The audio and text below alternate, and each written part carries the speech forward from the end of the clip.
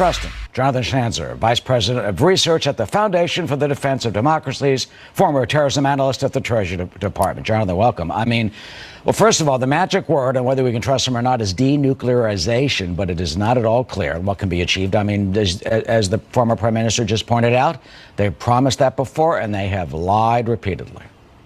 That's right. And North Korea is, they have a track record of mendacity here. We know that they use these negotiations to try to get more or to push themselves further along in that nuclear process. That's why I think it's actually very important here for us to really just make a decision shortly after the summit as to whether we're going to be moving forward or not, whether we can determine that North Korea is serious about fully denuclearizing, about making them put that down payment, not us, right? They have to take the first step or perhaps several steps. I think the real danger that we have right now is getting ourselves caught up in a long and elaborate process. This is basically what happened with the Iran nuclear deal, where we got strung along, the Iranians played us, and that's really the last thing that we want to see with the North Koreans. Well, the administration went from, complete denuclearization leading up to this meeting to, step by step, maybe phasing in. Let me read you what the Wall Street Journal says exactly about what you just pointed out. They say today, quote,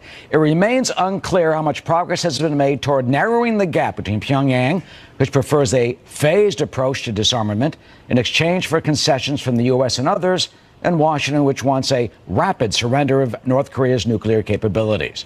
Even if the summit doesn't produce a sweeping denuclearization deal or a more modest declaration of amity and goodwill, it will have raised the international profile of Mr. Kim for years, an international pariah." So how do you envision this step-by-step phase in? I mean, would he freeze his nuclear and ballistic missile tests for now? Would there be some type of communique agreeing to that? Do you see concrete progress coming from Kim, or just something that's symbolic?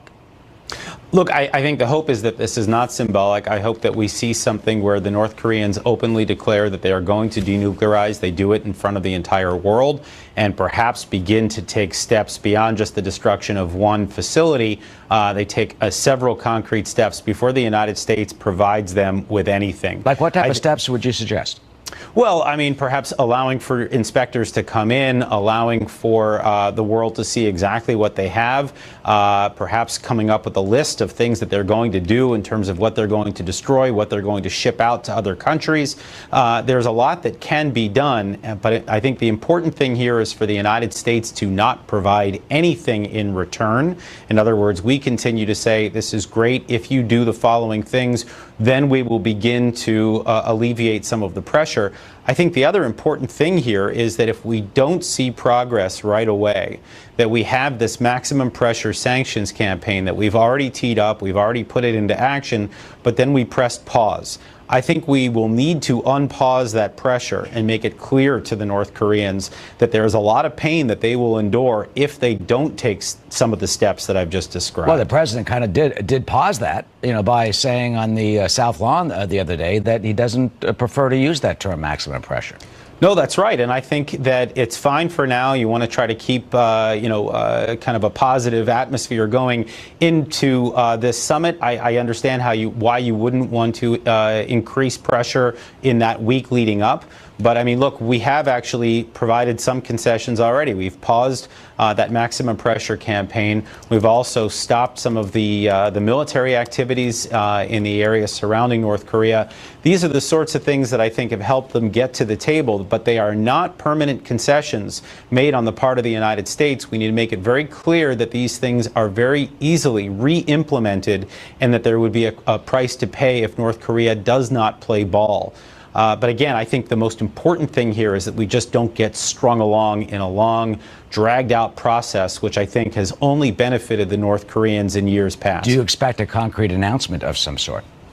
Look, that would be the hope. The hope would be that Kim would come out and say, we have declared that we are going to denuclearize, and we're going to do it within the next few months. And as a result, the United States is going to keep pressing pause on some of that pressure. But I think that that's really the best possible outcome. I think that, we need to keep expectations low, as the president has said, as I think many observers have said, that this is not something that we can expect to easily accomplish, especially, again, given the track record of the North Koreans, given what we have seen in the past between our country and theirs. It doesn't seem likely. I think we need to hold out hope. I think that this should be what we aim for, but let's not expect things to get done very quickly. Yeah, and there is still another issue I want to bring up in just a moment. We're going to break for a commercial, and when we come back, Jonathan, I want to ask you about a very special young man who we should never forget. That, of course, is Otto Warmbier. He obviously was tortured to death, murdered at the hands of the North Koreans. We've been calling for Kim to prosecute his murderers. In a moment, we'll ask Jonathan Schanzer of the Foundation of the Defense of Democracies if the president should bring up the case of Otto Warmbier and get justice for Otto. It took guts. Justice for Otto Warmbier could also come up at the summit. The University of Virginia student was apparently tortured and murdered while in North Korean custody. And we have called for his killers to be prosecuted. Here's Vice President Mike Pence yesterday saying Otto is on the president's mind. In the words of the Warmbier's faith tradition, may his memory be a blessing. Today, I assured his dad, as the president said 2 days ago, their beloved son, Otto Warmbier, will not have died in vain. And we're back with Jonathan Schanzer of the Foundation for the Defense of Democracy. So, Jonathan, should the president bring this up to Kim about Otto, and what should he say?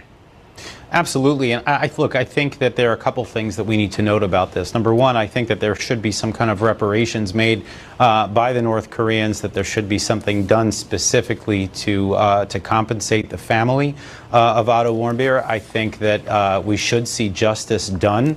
I think that there's a broader thing to learn from this, though, and that is if you look back at the Iran nuclear deal that we debated so vigorously here in Washington, part of the problem was that we only looked at the nuclear component, right? We didn't look at all of the other malign activity on the part of the Iranians, which is what made it so controversial.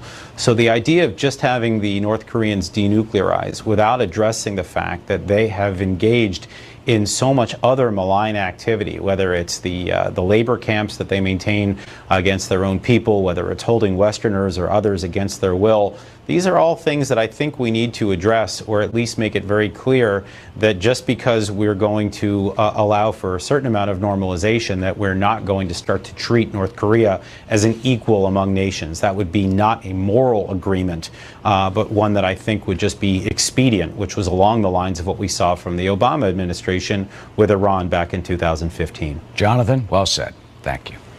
Arthel? Eric.